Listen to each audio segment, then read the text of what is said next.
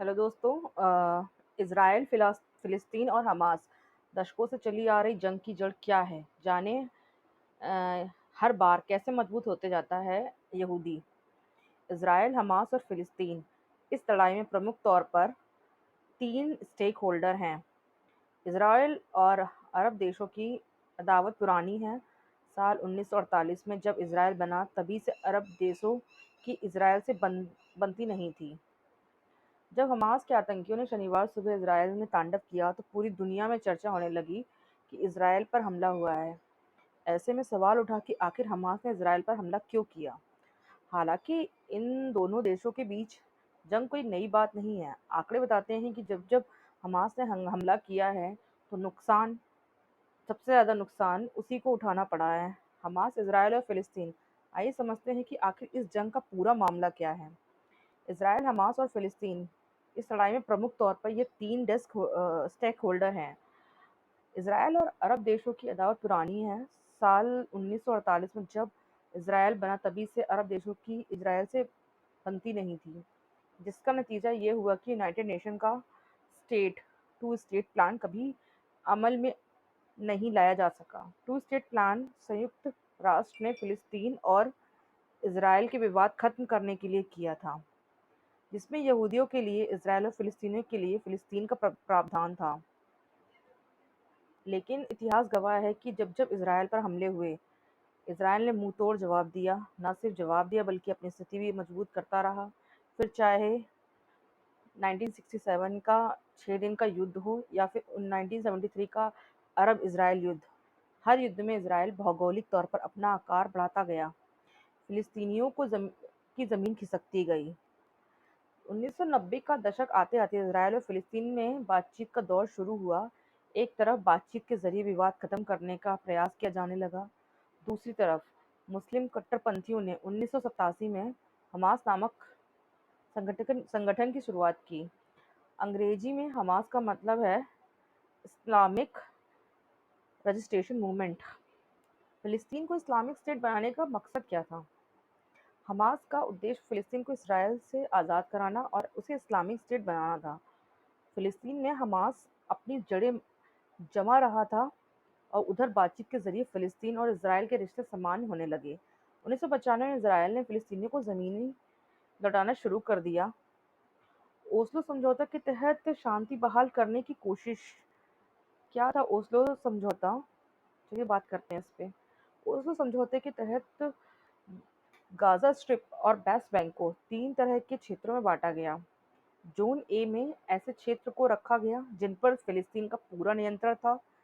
Zone B में उन क्षेत्रों को रखा गया जहां प्रशासन फ़िलिस्तीन का, लेकिन सुरक्षा इज़राइल के हाथ रही। इसी तरह ज़ोन सी में वो क्षेत्र जहां पूर्ण रूप से इज़राइल का नियंत्रण था।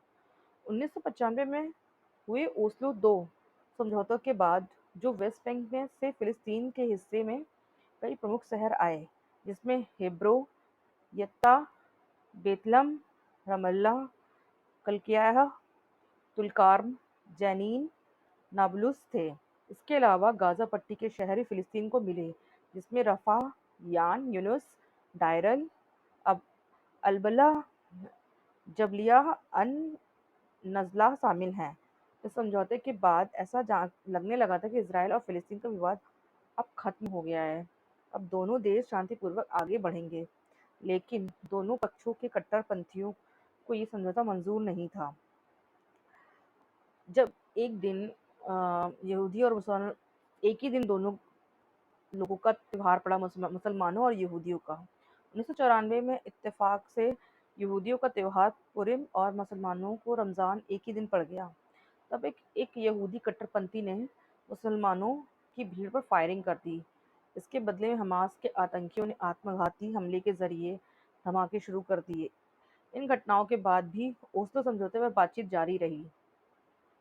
शांति प्रयासों पर पूर्ण विराम लगा 4 नवंबर 1995 को, जब एक कट्टरपंथी यहूदी ने प्रधानमंत्री जेक रॉबिन की हत्या कर दी। फिर साल 1996 में बेंजामिन नेतन्याहू पहली बार इजराइल के प्रधानमंत्री बने। नेतन्याहू ने सख्त रुख अपनाया, सिक्योरिटी विद पीस का नारा दिया और ओस्लो समझौते को मानने से इनकार कर दिया। इधर हमास ने फिलिस्तीन की राजधानी पर धीरे-धीरे कब्जा कर लिया। हमास ने आतंकी मुस्लिम भाईचारे के नाम पर फंड इकट्ठा करते रहे और इसका इस्तेमाल इजराइल के खिलाफ करते हैं। आत्मघाती हमलों से शुरू हुआ हमास का आतंकी सफर अब रॉकेट अटैक तक पहुंच गया है। आए दिन हमास के आतंकी इजराइल पर हमला करते रहते हैं। 7 अक्टूबर को 2023 को हमास ने इजराइल पर जो रॉकेट दागे वो इस सदी का सबसे बड़ा अटैक है। अल जजीरा टेलीविजन ने कार्यक्रम में हमास के प्रवक्ता ने कहा कि इजराइल पर यह हमला मुस्लिम देशों को संदेश है कि वो इजराइल के से रिश्ते सामान्य करने का प्रयास छोड़ दें।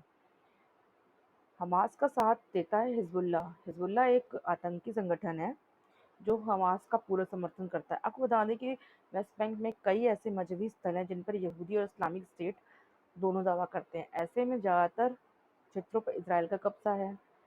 इसराइल हमास उन क्षेत्रों को इसराइल से छीनकर इस्लामिक देश बनना चाहता है। क्योंकि मामला मजहबी है, इसलिए आतंकी संगठन हमास को समर्थन और फंडिंग भी मिल जाती है। मज़हब के नाम पर युवाओं को बरगलाना और इसराइल पर आतंकी हमले करवाने में हमास का साथ हिजबुल्लाह जैसे संगठन भी देते हैं। फिलहाल अभी ये जंग जारी है। इसमें गल्फ जो खाड़ी देश हैं वो ज़्यादातर हमास का समर्थन कर रहे हैं और ज़्यादातर यूरोपियन देश जैसे अमेरिका, फ्रांस और जर्मनी और यहाँ तक भारत ने भी इसका इसराइल का समर्थन किया है। तो ये है स्टोरी अभी तक की। Thanks for watching.